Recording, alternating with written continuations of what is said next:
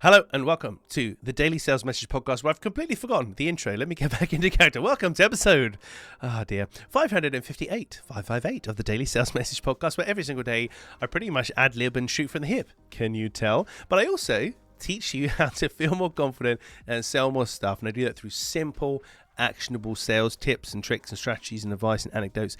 But very plain talking, straightforward stuff. Not you should do this magic thing and convince and persuade and cajole. It's very basic, communication focused human stuff. Hopefully you'll agree.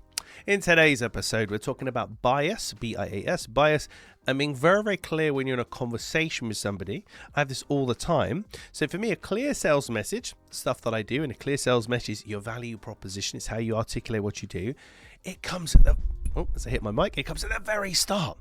The very start of all of your sales and marketing stuff, because everything that you say about the business will dictate everything that you do, ultimately what people do and don't understand. But it feels a bit convenient, does it? When I talk to somebody and they say, I'm going to do my website, then I'm going to come back and I say, whoa, you need to do me first. Here's why.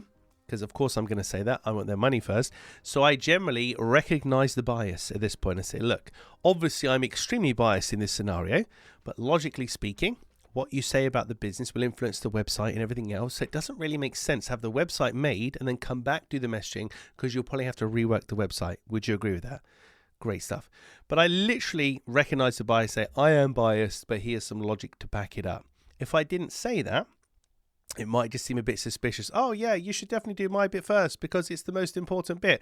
That's not as compelling as mine is the most important bit. It's the foundational piece. Of course, I would say that. Ha ha ha. It's what I do. But logically speaking, it is. And here's how you can work that out. That's more palatable for a buyer. So if you're having conversations with people and you are giving biased responses, particularly if it's like, yes, you need the most expensive thing we do. Oh, how unfortunate of that. So if you're in that kind of situation, just own it. Be light. Be candid with them. Say, look, obviously you need the most expensive thing we do. I would say that. Ha ha ha. But here's actually why, and hopefully you can agree with me, you can see why that's the case. By being candid and acknowledging the bias, it diffuses the situation a little bit.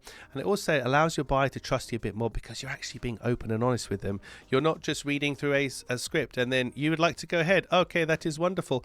Which is how lots of people sell, using scripts and being a little bit kind of uptight and stiff because they're terrifying to be in a selling scenario. Right, that's it for this episode of the podcast. Tomorrow, in episode, as I check my notes, 559, we're talking about a kind of blindness that will hold you back. It's definitely held me back, and it still does a little bit on a continual basis. I have to force myself to overcome this issue. Maybe you do too, but we'll talk about that in tomorrow's episode. In the meantime, if you haven't already, hit the like or subscribe or share button or comment on this video or podcast, wherever you're listening or watching to it. It goes all over the internet and all sorts of different places. Anything that you do to interact with it will just allow us to reach more people with our positive and free practical sales training. Thank you for your time and attention. As always, I'll catch you tomorrow for another exciting edition of the Daily Sales Message.